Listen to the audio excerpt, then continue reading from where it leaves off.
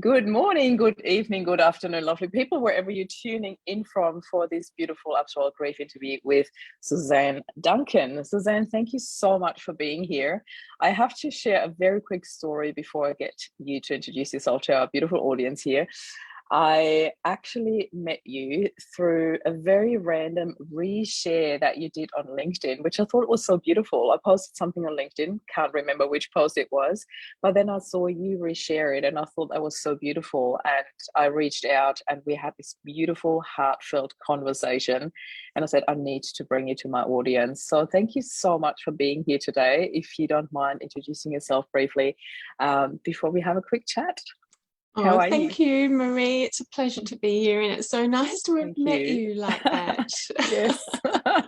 The power of thanks for resharing the post. Yeah, but the power of that to bring people together. Yeah. I really like that. So I'm Suzanne, and I lost my husband James to cancer when he was 44 years old, and that was in 2011. And when we got the diagnosis, it was 2.5 years before that, and it was terminal right from the start. And it turned our lives upside down. It was such a shock, because I remember when we had children, we said to each other, we've got to really look after our health and be there and create a life we want to have together with these 3 beautiful children. And he was at a conference in Miami and had bleeding, and it was bowel cancer that he died of. And then when he got back, I remember the day very, very vividly, and he rang and he said it's stage 4 cancer. And it was such a shock. It was such a shock. We are just numb. And I remember he fell off the bed later on, and he just felt like such an idiot that he'd neglected his health, and he ignored all the warning signs, and it was just heartbreaking. I've never, he was devastated. So, and we were all, of course, just shocked. But the children were so young, they didn't understand, and we really. How old were your kids? Because 3 kids, young kids, and having to deal with a terminal diagnosis, I can't even imagine, So how old were your kids when you first found out? 2, 4 and 6. Wow. Yeah. And when he passed away, they were 4, 2 years later, 2.5 years later, 4, 6 and 8. And I feel that the youngest one really has very few memories of her father. And one of the wonderful things that James did was, during chemo, he wrote his life story in a journal, because he really wanted his children to know him and his life. And it was so painstakingly written by hand. We've got this precious journal now for each of them. And when they were in their teens, they read about their father.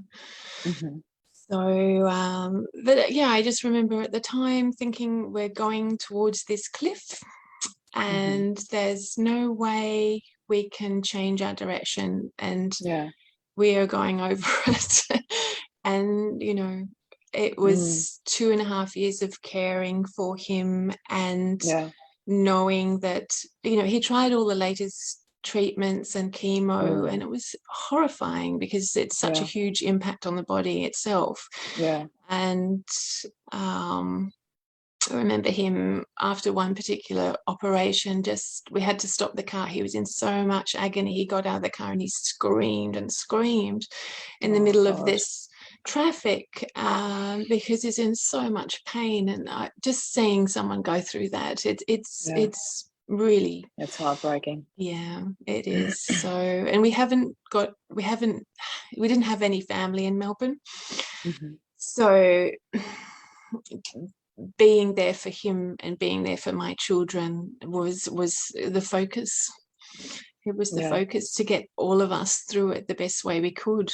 And it was taking each day by day. Suzanne, I want to ask you, because here's the one thing that comes up in almost every interview that I often get asked is the 5 stages of grief, Dr. Elizabeth Kubler-Ross, which was mistakenly, put into the world as 5 stages of grief, which was never intended as such. It was always intended as the 5 stages for terminally ill people, the anger, the denial, the bargaining. I know I asked you permission. Is it okay for you to ask you confronting questions? And this is a very confronting topic, when you are presented with the news that not only your life partner, your love of your life, but the father to your very young children is going to die. How on earth do you deal with it? Did you experience those stages? Did you experience that denial, the bargaining, the clinging onto hope must be so devastating when you actually know there's nothing you can do. How on earth did you deal with that as a couple, but also as a family? When did you share that with your children? I feel the anger came from, with James, his anger at himself.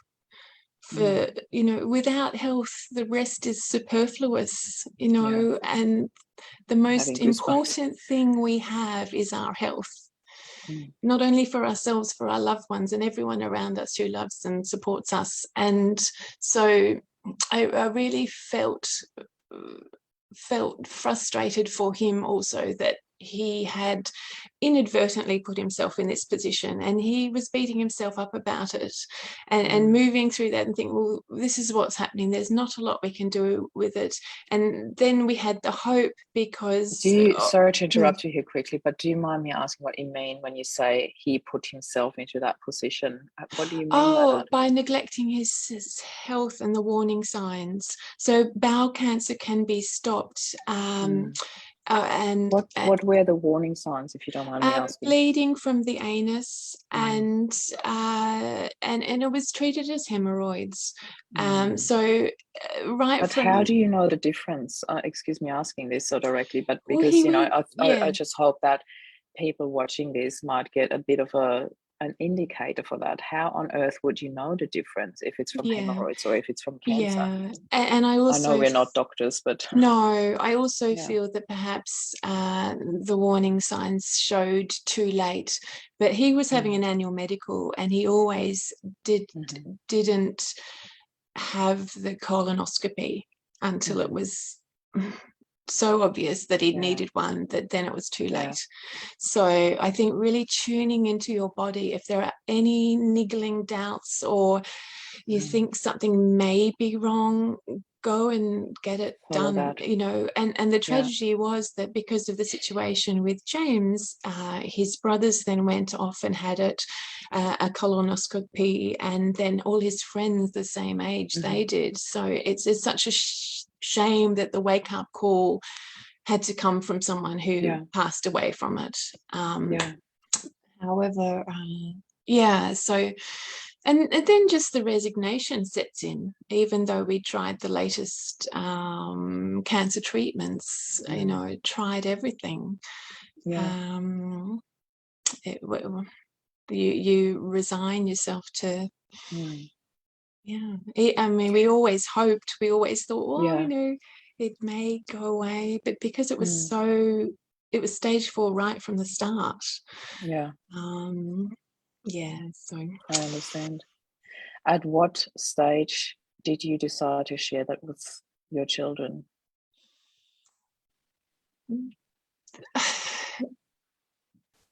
I feel I can't quite remember.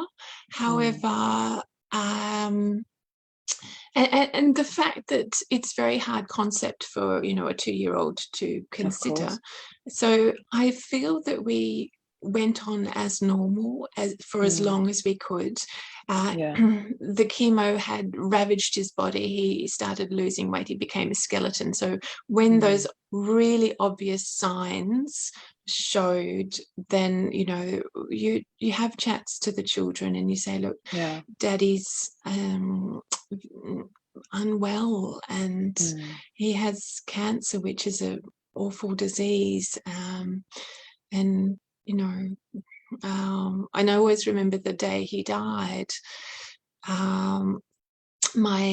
And I had to prepare his body with the undertaker and come in and see that he was no longer alive. And some friends came and took our children out of the house so that we could take his body out without them seeing. And then my youngest came back and said, "Oh, where's Daddy? Can we see him? What are we going to do today?" And so the concept of someone not being there, I think, is really difficult for children, very young children, to understand. And also because you're dealing with your own grief, I felt that I had to be very in tune with the children, and I feel that focus of looking after James and making sure his last year was as comfortable as possible, but also the children, that was my focus. And also, I'm not sure how your kids were, but I have 2 boys, and both my boys had very different needs at the time. One just wanted to talk about it all the time, and he wanted to talk about Dad all the time. The other one didn't want to talk about it at all, and then eventually it flipped.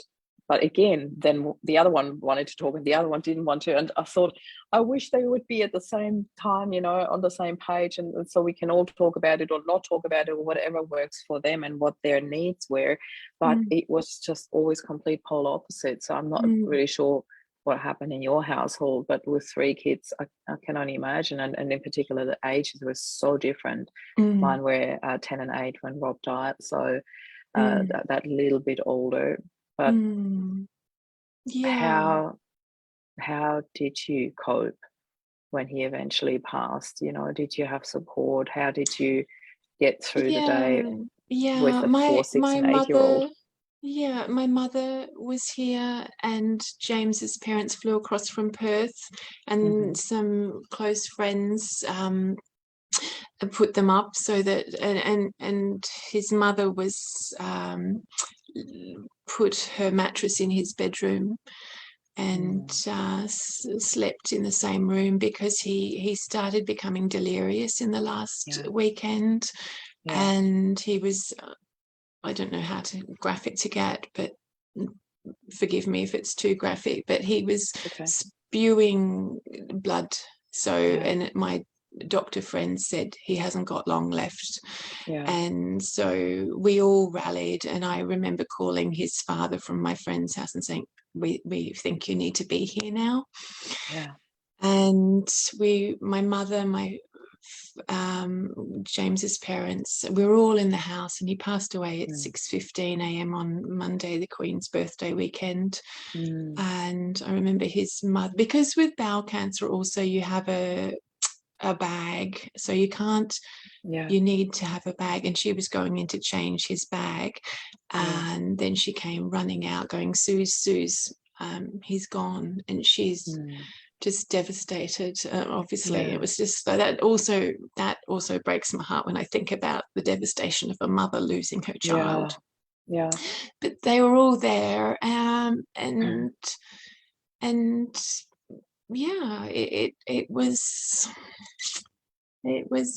I feel that I was the rock. For so long, making sure that my children were okay, James was okay, the parents were okay, and we had lots of family visit, and then friends also gave a lot of food and brought meals. So it was lovely. The community here, because of the parents from the kindergarten, the primary school at the time, all really stepped up, and it was just beautiful, the support that we got. So that helped. Absolutely. I just remembered, I think your husband and my husband have got the same passing day. Even it was the 12th of June for us. Is that correct? 13th of June for 13th. Me, yes. Oh, okay. Because you said the Queen's long weekend, and it was the same for us in 2018. So incredible. How is life different for you today? Because it's been 11 years, and I know that you have literally dedicated your life to just being there for the kids. I would love to know where you stand with this, because you said a new relationship was not on the cards for you back then because the kids were too little and you wanted to have the focus on them and their well-being. And I totally understand that at that age. And I don't want to make this about new relationship or not, but I want to make this about where do you stand today? What do you do for yourself? Because your kids are a lot older these days. So how old are they Yes, now? they're 16, 19 and 20. Wow. Wow. Not needing mum so much anymore. No. So So what is mum needing so much these days? Where are you at in your journey? It's been 11 years, and it thank has. you for taking us back there, because I did want to know what you went through as a family. But what happened in those 11 years? Did you have the chance to actually work through that with your kids, to talk about it? You said you had the beautiful diaries for them. At what age did they read that? What was their reactions? There are so many questions. I'm Yes, bombarding you here, but yes. give us a bit of a Yeah. I also want to rundown. share that James, on the day before he died, he sat on the bed and held my hand, and Mm, he said, just keep on smiling, you'll be okay. yeah, And that must and have I carried you through a lot. well, I keep thinking about that, and Mm, I feel that it really again was an inspiration. He mm. really, wanted me to be okay. Yeah, that's what And love is. You want the other yeah, person to be happy. yeah, and Mm, that also, I feel that the hardest thing I think is getting used to the fact that he's not walking in the door anymore. yeah. And so that to me was the he was no longer there. So I had to rely on myself and chart my own course. Mm, And I felt that, right, well, I've got to go get a job now. I've been a carer mm, and a mother and looked after hmm. everyone. And then I Yeah. started thinking, well, hang on a sec, I really want to be here for as much as I can. I don't want to be working 9 till 5, Hmm. 48 weeks of the year. I miss out on school Mm, holidays. I have no family here. And so I decided to work how I wanted to work. And yeah. I felt almost like I was on autopilot for 5 years. And I Mm, remember um, very, when I released the grief, I felt that that was such a turning point. And I released my grief in 2016, 5 years later, at a Tony Robbins event where we were doing the wow. Hawaiian meditation. Hmm. And that to me was such a beautiful mixture of completely different emotions. I was absolutely crying, like my eyes were closed and I was absolutely crying and crying, but I Hmm. was also very happy. There was a lightness of Yeah. being because I had all of these emotions, but images also of James and the fact Mm. that he'd been in our lives and we had 3 precious children. And I was so grateful that we got that Wow. time together. I've goosebumps. And Oh, it's someone beautiful. came and put their hand on my head, and it Hmm. was just, it was such a, it was a release, Hmm. but also an acknowledgement of what we had. And then Yeah. from then on, I got very, very interested in coaching because that's Hmm. then how I can work for myself and be around for my Yeah. children because they were still Yeah, so of course. young. And that's what lit me up, and finding Mm. that meaning in life. And I felt that, you know, to and I love Einstein's quote, life is like riding a bicycle. To keep your balance, you have to keep on You have to keep going. moving. And I Yeah. thought, well, how am I going to do that? Not only for myself, for my children, and be the best role model I can be. Mm. So everything sort of aligned for me Yeah. in that field, and I started my own business. Incredible. I love it.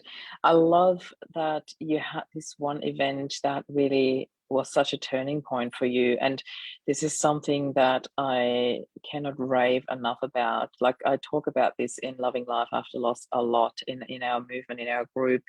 that making that decision, did you feel that that was a conscious decision for you? Obviously, there must have been some sort of conscious part around that when you choose to go to an event like that.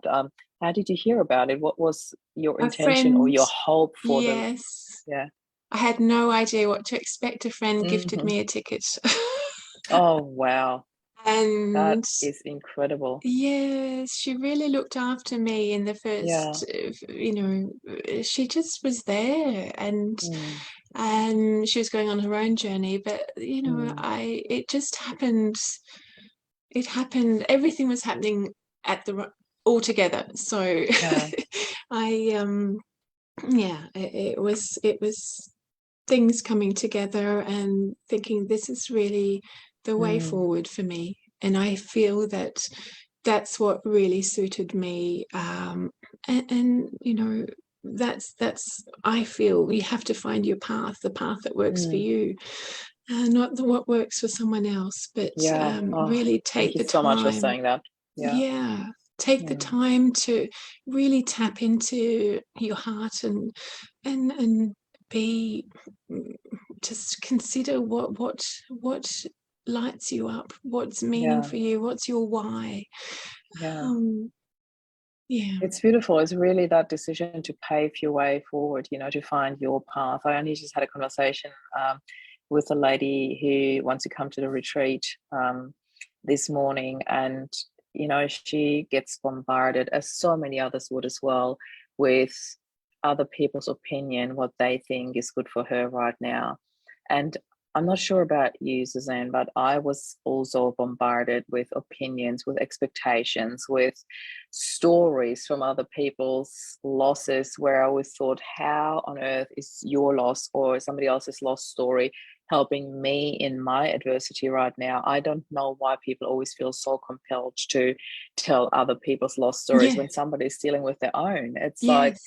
somebody's pregnant and all of a sudden you hear the most horrific birth stories. I'm like, why on earth do we do that to ourselves? Mm, And mm, I love when people like your friend just are there for you. They're just showing up, they're just supporting you. I had one friend come out of the woodworks, who I haven't spoken to in years, and she completely supported us on our journey. I had people come from left, right, center.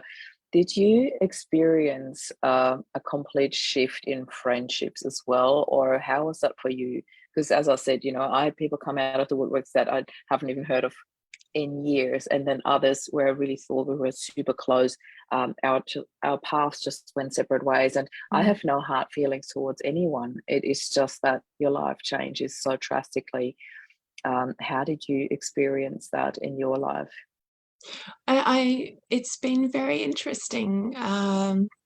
James really wanted his friends from uni to Hmm. be there Mm. and include me because we always used to catch up with them, Yeah, yeah. and they did for a few years, and Hmm. then nothing, which Mm. that well, you get teenagers and things change quite Yeah.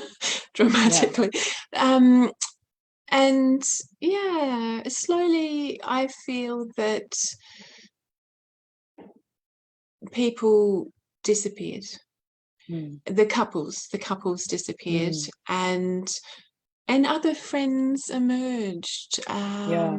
So it is an up and down journey. Mm. You really don't know what's around the next corner. However, Mm. being open to it, and I'm not. I, I'm. I still see them, and I'm happy to see them.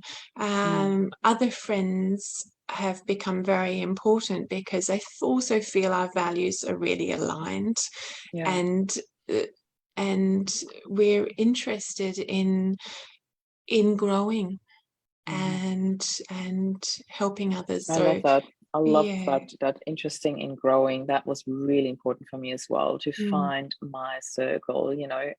And it's interesting because I only did my live video yesterday about the who wants you to grow, and that was exactly about that topic, about friendships. About who's actually supporting you in your growth and who wants you to grow and move forward rather than staying stuck in the pain.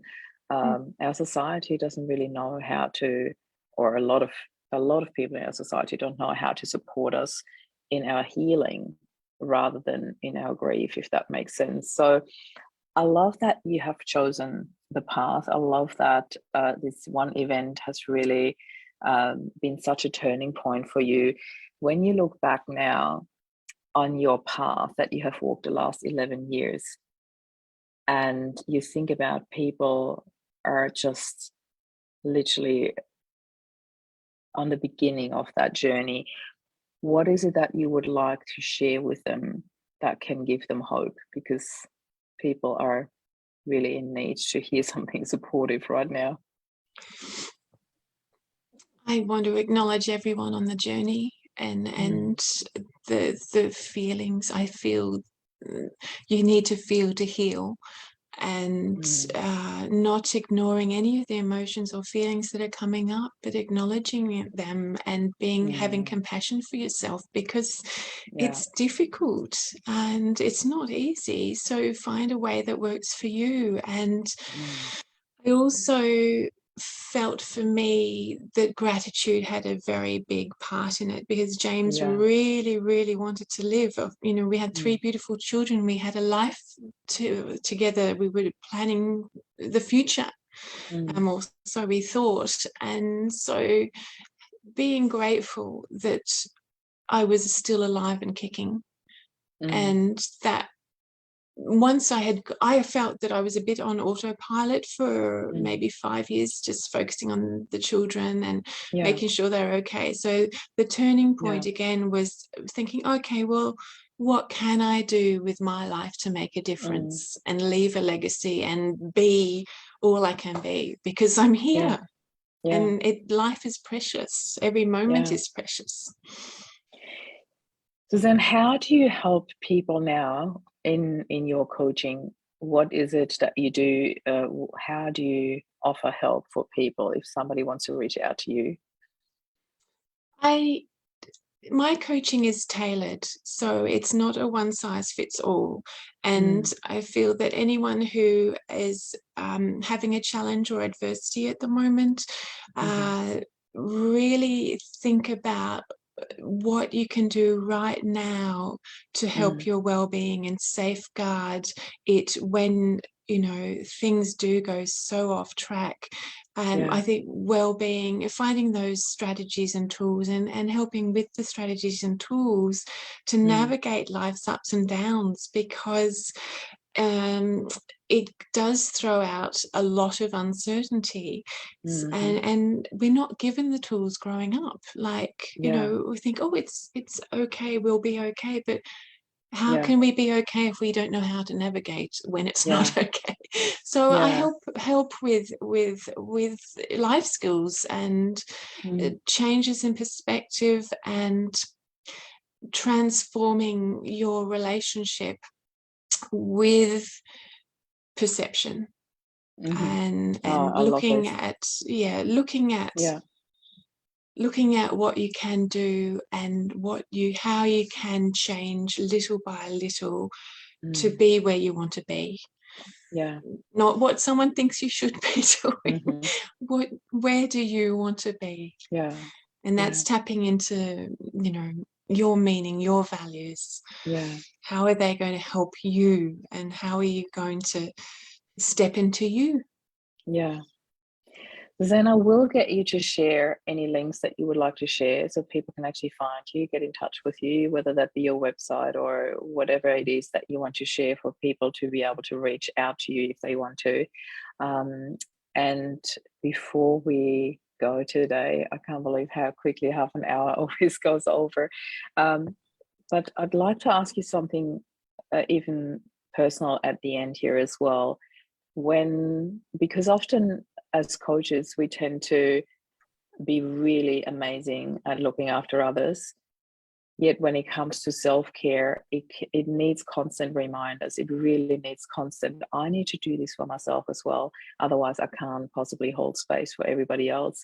What is it that you do for self-care? Something on a regular basis where you're like, that's a non-negotiable for me. Do you want to share those little secrets? What is it that you do? It's been such a wonderful experience recently with positive psychology that I've been doing. And finding the well-being that works for you. So I really love the Martin Seligman book Flourishing.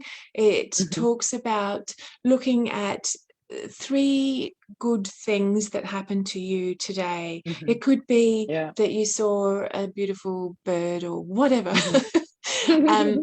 You know, it can be as small as big as possible. Or and I don't do gratitude every day, because that can also become a little bit same old.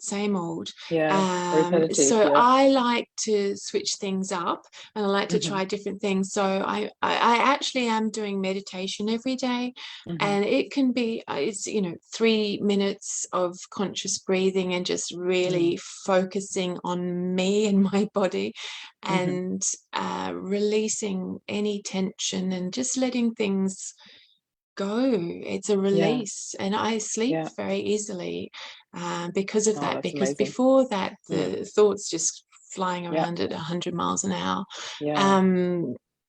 And exercise, I love movement, I love dance, and I love listening to music. I play the piano. Nice. And I love cooking, and I love chatting, and, you know, so what a lot of action. And I love, just there's a whole list of well-being things to try. It's like going to a restaurant and looking at a menu and saying, I'm going to try that, and if I don't like it, I won't try it next time. But it's, and if about you like it, you order it again. Absolutely. It's finding what works for you. Again, one size doesn't fit all, and some people suggest journaling, but what if that doesn't work for you? So I'm really keen on getting that message across, that different cultures, different contexts suit different well-being practices. And I love that you say different things suit different days as well, because I love journaling, and then I have days where I just can't either be bothered, or I'm not in the spirit, or not in the right mood to do that. And I'm thinking, I love what you said in terms of the menu. You know, have a whole list of things, try them out. Don't be shy to try something new, try something different. And if it doesn't work for you, it doesn't work for you. But if it does, you'll do it again. You know, I love that approach, and it's beautiful. And if you are trying something new, it doesn't have to be a big change, like little steps. 2 minutes a day on doing a stretch or an exercise, and then building up. Because it takes a while to get a new habit, a healthy habit, a resourceful habit. Yes, absolutely. Suzanne, thank you so much for being here today. Thank you for sharing your story in such depth. It really means a lot to me, because I also understand that it always brings you back to that moment. But I love that you have your tools to be back here and to share these with us as well. So thank you for who you are and what you do. And I will get you to share your links as well, so people can actually get in touch with you. Thank you so much for your time. Thank you, Marie. It's a pleasure to be here. Awesome. Everyone listening to this, please do feel free to post any questions or comments that you have. And for those needing help right now, don't be shy. Reach out to us. We're here for you. This is Suzanne and Marie signing off. Thank you so much for watching. Bye for now.